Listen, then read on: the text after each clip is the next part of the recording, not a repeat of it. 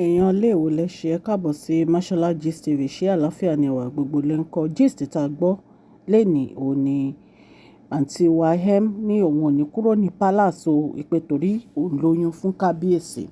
Ẹ dẹ̀ mọ̀ pé ní ilẹ̀ Yorùbá especially ní ìdílé ọba ẹni tó bá lóyún ọkọ ẹ̀ ò lè lè jáde.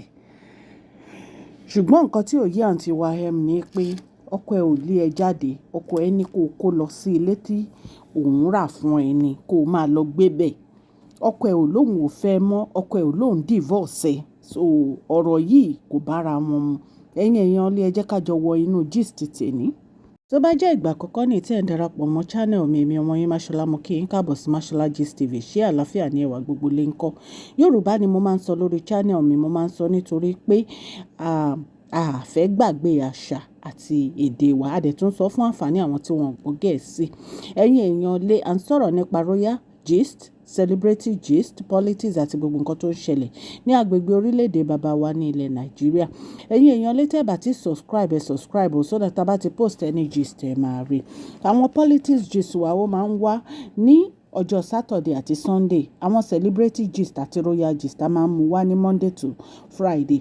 Ẹ̀yin èèyàn lé ẹ kàn sí wa ní masholagist@gmail.com. À ń ṣe advert lóríṣiríṣi. Advert wa máa wá ní ọjọ́ ìsinmi ni a máa mú advert wa wá lórí gist tá a bá ṣe ẹ máa rí nínú ẹ̀.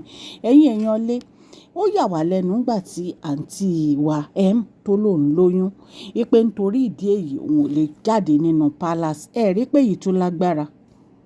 Nǹkan tí ò yé mi ni pé oyún yìí ó máa ń wá nígbà tí kábíyèsí bá fẹ́ gbé ìgbésẹ̀ ní oyún àǹtí wa máa ń wá. Ṣùgbọ́n ayọ̀ fún àǹtí wa tó bá jẹ́ lóòótọ́ ni. Ṣùgbọ́n kábíyèsí ẹ gbé dókítà yẹn wá sínú palace kan wá ṣe pregnancy test fún àǹtí wa kò sí wàhálà. And àǹtí wa kábíyèsí ò láwọn divorce yín. Kábíyèsí ní kẹ́ ẹ kó lọ sílé táwọn rà fún yín ni. So kábíyèsí ò kọ̀ yín, kábíyèsí ò jáwé fún yín, kábíyèsí ò divorce yín, you are still married to kábíyèsí. Ṣùgbọ́n palace yẹn gangan lẹ wá lè dúró sí. Nǹkan tí kábíyèsí sọ nìyẹn. Bí a dẹ̀ ṣe mú wá bá ṣe gbọ́ allegedly nìyẹn. Ẹ̀yin èèyàn lé bí a ṣe gbọ́ àǹtí wa wọ́n kúrò nínú palace. Wọ́n dẹ̀ kúrò nínú palace fún ọjọ́ 4 gbáko. Wọ́n dẹ̀ dágbére fún kábíyèsí. Nígbà tí wọ́n dé inú bí kábíyèsí ó sùn. Kábíyèsí wá ní níbo ló ti ń bọ̀. Àǹtí wa ò lè sọ̀rọ̀. Kábíyèsí ní kẹ́rù ẹ̀ máa lọ ibi tó ti ń bọ̀. Bí àǹtí wa ṣe gba hòtẹ́ẹ̀lì lọ nìyẹn. Bí a ṣe gbọ́ ní tí wọ́n ní Kwara State ni àǹtí wa wà.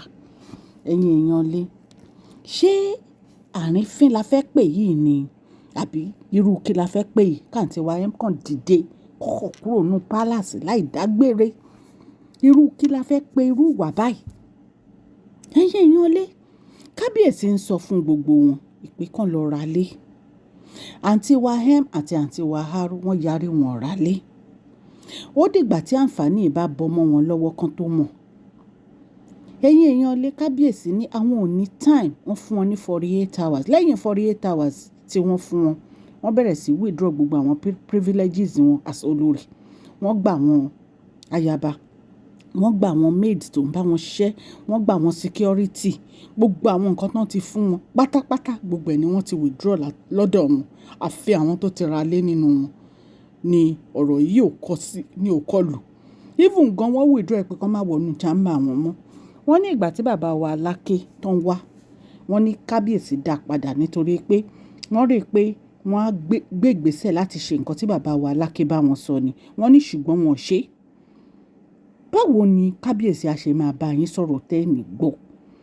Ṣé ẹ̀yin ni ẹ fẹ́ kábíyèsí ni àbí kábíyèsí ló fẹ́ yín?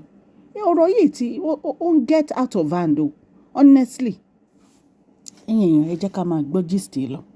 Wọ́n ní Mariam ní òun ò ní kúrò nínú palace o. Kò sí ẹnikẹ́ni tó lè gbé òun kúrò nínú palace. Kábíyèsí ìgbésẹ̀ tẹ́ máa gbé.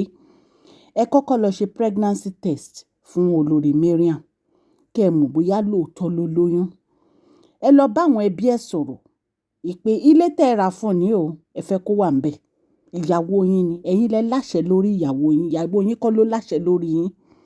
Tẹ́ bá ṣe yìí, èmi rò pé gbogbo nǹkan ó máa rojú, ó máa ráyè. Àwọn èèyàn sọ̀rọ̀, wọ́n ní kí ló dé tó jẹ́ pé every time tẹ́ bá ti ní kí olórí Mariam ṣe nǹkan, ó máa sọ fún yín pé òun lóyún ni. Wọ́n ní àwọn ti gbọ́ nísìn tí Mariam ti lóun lóyún lẹ́yìn ìgbà tẹ́ fẹ́ á ti fẹ́ tó ẹ̀mẹ́wàá. Wípé kí ló dé tí Mariam máa ń ṣe báyìí? Wípé kí ló dé tó yẹ pé Mariam ń gbọ́ràn sí yín lẹ́nu, ṣó nìkan lẹ fẹ́ àti ìyàwó ni? Wípé ṣó nìkan nìyàwó yín nu palace ni? Àwọn èèyàn ló ń sọ bẹ́ẹ̀ o. Wọ́n ní gbogbo atrocity tí olórí Mariam àti olórí Ronke tó ti commit, wọ́n ní kì í ṣe kékeré rárá. Wọ́n láǹtí wọn ń gbọ́ràn, wọ́n ní kò ń gbọ́ràn sí yín lẹ́nu, pé kò dẹ̀ dáa kéèyàn níyàwó, kíyàwó èèyàn má lè gbọ́ràn sọ́kọ lẹ́nu. Wọ́n ní kì í ṣe nǹkan tó dáa rárá. Ẹ̀yin èèyàn lé bá ṣe gbọ́ nìyẹn o. Ṣé ìgbà tí Tóbi lóyún ṣó gbé nínú palace? Ṣó gbé nínú palace takọ́ ló gbé tó fi bímọ? Àbó ó sì gbọ́mọ ẹ̀wà sínú palace up to now. So ẹ wo gbogbo àwọn nǹkan báyẹn, ẹ jẹ́ ká fi sẹ́gbẹ̀ẹ́ kan, ẹ jẹ́ ká face reality. Ẹ̀yin èèyàn lé. Even gan Queen Naomi ńgbà tán lóyún Tadé ní káwò ṣán wà nínú palace. Ìtakọ́nà ti bímọ. So kí wàá ní gbogbo mo lóyún mi ní jáde nínú palace. Bullshit ni gbogbo yẹn. Kábíyèsí ò ní àwọn divorce ẹ̀. Wọ́n ní kó o kúrò nínú palace, kó o lọ síbi táwọn rà fún ẹ. Period. Ìyàwó kábíyèsí ló sì jẹ́. Aya wọn ló sì jẹ́, wọn láwọn divorce ẹ̀.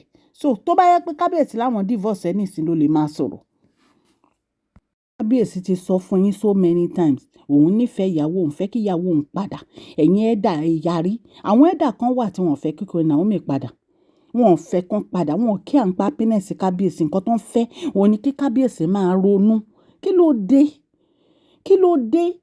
Èèyàn ló nífẹ̀ẹ́ ìyàwó òun àtọmọ òun fẹ́ kán padà wá sínú palace, ẹ̀ ń takò wọ́n. Ẹ máa kó àwọn olórí lọ́gbọ́n oríṣiríṣi láti máa lò. Bá a ṣe gbọ́ náà nìyẹn tán ní olórí Ronke lóyún. I just don't understand this. This is too much. It's too much. Ẹ̀yin ìyàwó, ẹ̀yin kọ́ ni ẹni kí Queen Naomi má padà wá sínú palace. Queen Naomi ló láwọn ò padà wá sínú palace. Ṣọ́rọ̀ nìyẹn. Ìyẹn ò ń ṣọ̀rọ̀ náà. Ṣé ńgbà tí Queen Naomi ń fẹ́ kábíyèsí ṣé ẹ wà nínú palace? Àbí kábíyèsí sọ fún yín pé òun máa kó gbogbo yín jọ síbẹ̀? So ní ìsìn ẹ wá fẹ́ kí ọmọ ọlọ́mọ kan wá sínú palace pẹ̀lú wàhálà. Queen Naomi bá ṣe wáyé, èèyàn jẹ́jẹ́ ni wọ́n dẹ̀ lẹ́mìí wàhálà. Jẹ́jẹ́ wọn náà máa ń lọ. So kábíyèsí wọ́n á mọ irú ìgbésẹ̀ tí wọ́n máa gbé lórí ọ̀rọ̀ yìí. Tá bá tún gbọ́ update a máa mú wá fún yín. Etí tẹ́ fi ń gbọ́ mi ò ní di, ọwọ́ tẹ́ fi ń tẹ subscribe like ò ní kan ìsàlẹ̀ àpò ní àṣẹ Ọlọ́run. Òkè ni ọlá yín á máa lọ o. Mo dúpẹ́ lọ́wọ́ yín fún àdúró tì mí lórí channel yìí. Bí ẹ ṣe ń subscribe, tẹ́ ń like, tẹ́ ń share, tẹ́ ń comment, Ọlọ́run á bá mi gbọ́wọ́ yín sókè o.